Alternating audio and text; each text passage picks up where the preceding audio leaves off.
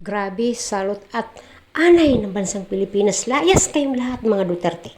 Matitindi mga kaistorya ang mga balita at impormasyon na naglalabasan ngayon sa social media. Kahit ako, nagulat po ako mga kaistorya. Magandang umaga po dito sa Pilipinas at magandang gabi o hapon o tanghali sa ibang panig po ng mundo.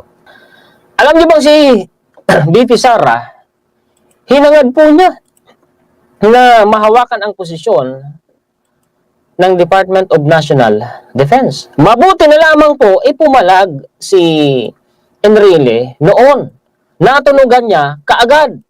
Anong sabi dito? Palakihin ko. Ha? Ito kasi yung balita Wait, ipakita ko muna. Ha? Incoming VP Colonel Sara Duterte wants to head DND abogado.com.ph. Anong sabi dito? If there is one cabinet post that might interest presumptive Vice President Sara Duterte, it would be as head of the Department of Defense. Her close friend and the spokesperson has revealed. Talagang nagka-interest siya na hawakan ang posisyon ng Department of National Defense. Delikado ito.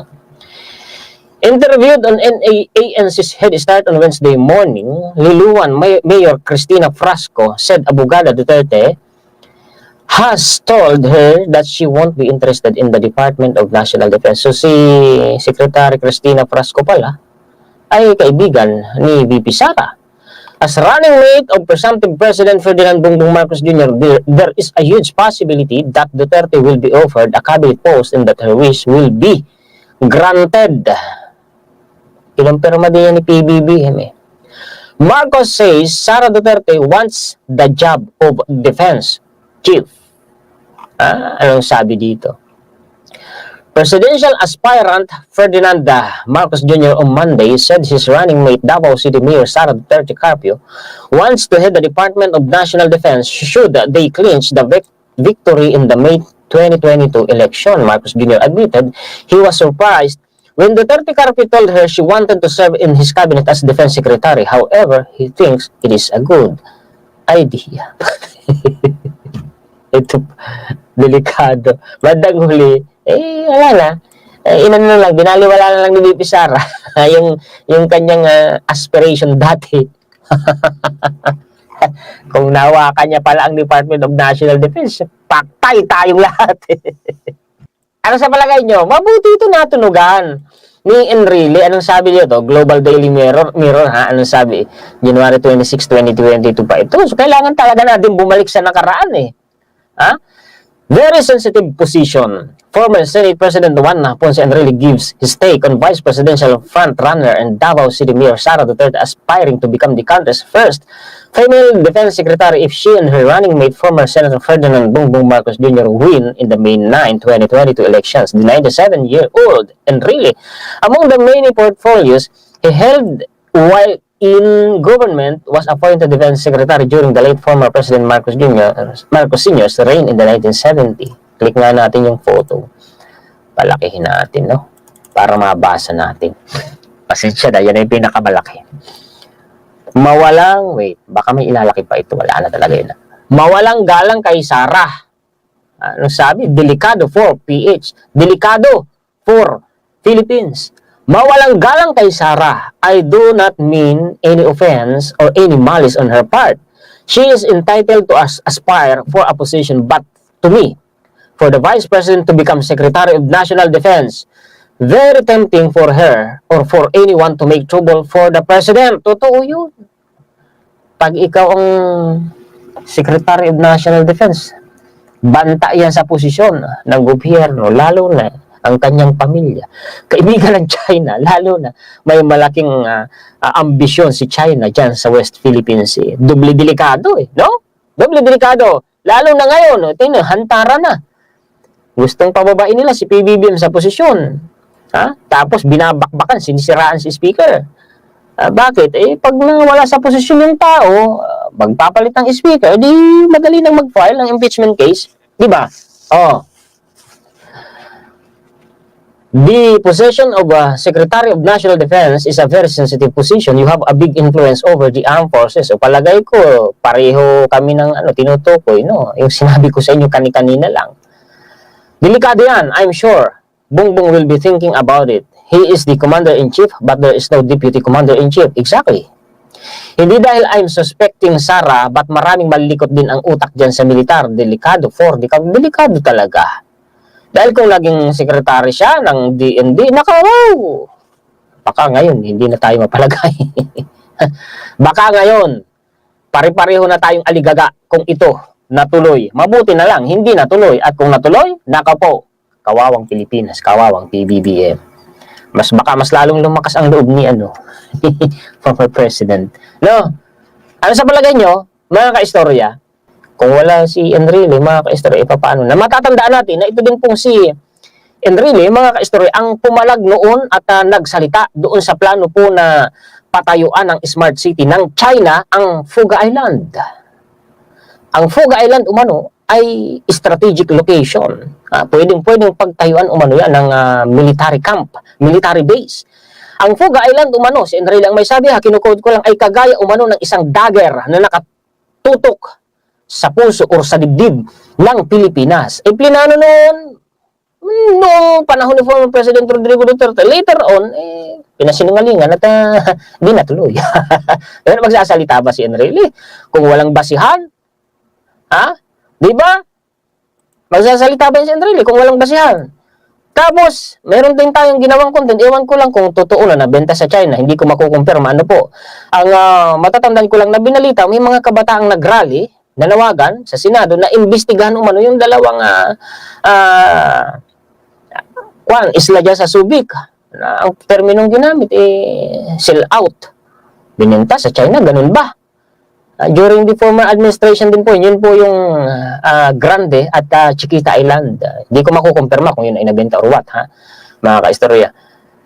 Hindi ko po makukumpirma, disclaimer lang. Ayaw ko magbahagi ng maling impormasyon. Basta may mga nabalita na ganoon na kinontra nga ng samahan ng mga kabataan. Paano tayo? Tapos, lantad naman at bukas na libro na dyan sa South China Sea. Pinayagan nga ng former administration na hindi lang dyan sa West Philippines yung mag-conduct ng research, marine research, itong si China. Maging doon po sa Philippine Sea, sa Philippine Rise. Pinayagan ng Duterte administration ang China. At dyan naman sa West Philippine Sea, pinayagan ng former administration na mangisda, malayang mangisda, ang mga Chinese. Nalabag doon yung ating sovereign rights. Legal daw po yun. At kailan lang, sinabi din niya, binalita ng TV5.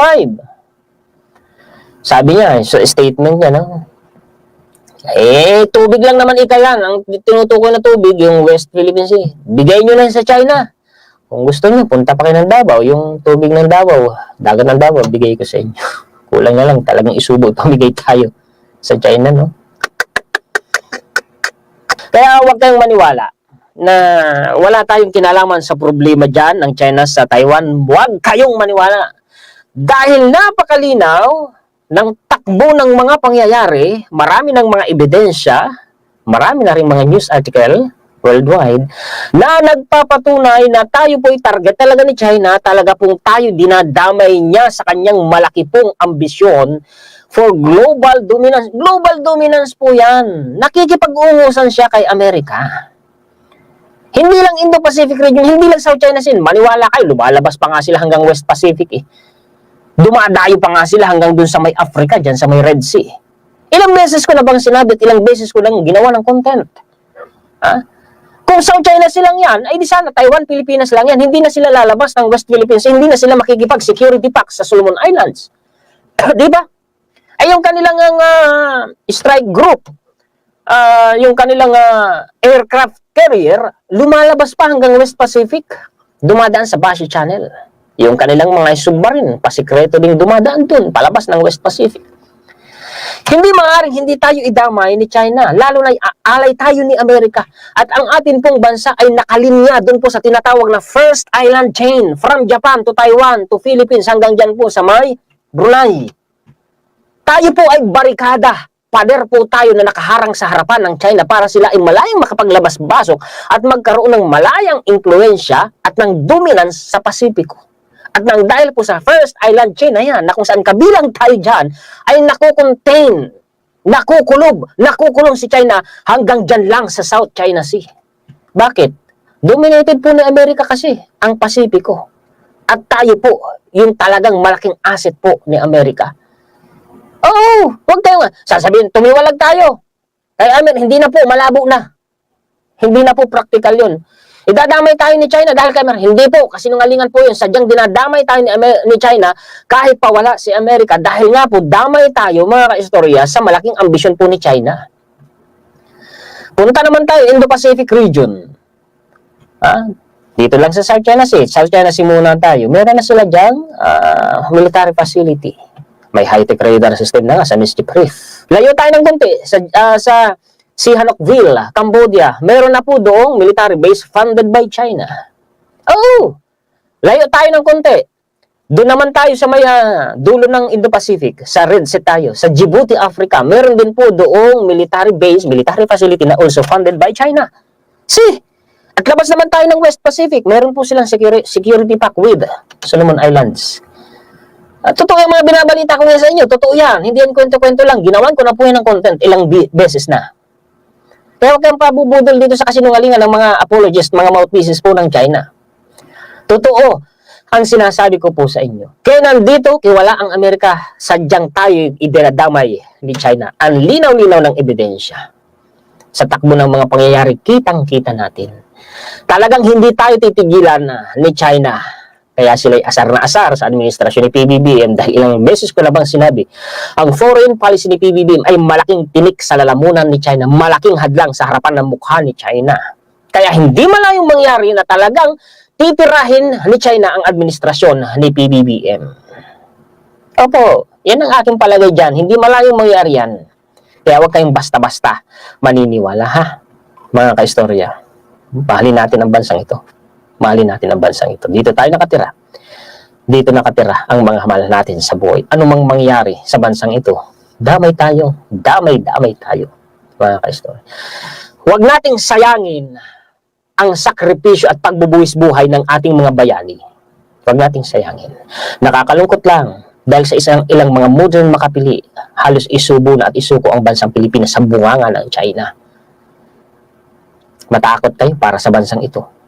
Magmalasakit tayo para sa bansang ito. Mabuti na lang si PBBM ang nanalong presidente. Pero paano kung pagkatapos ni PBBM ang pumalit uli na presidente ay isang pro-China? Yun ang kinatatakutan kong mangyari. Kaya ngayon pa lang, mag-isip na kayo mga kaistorya.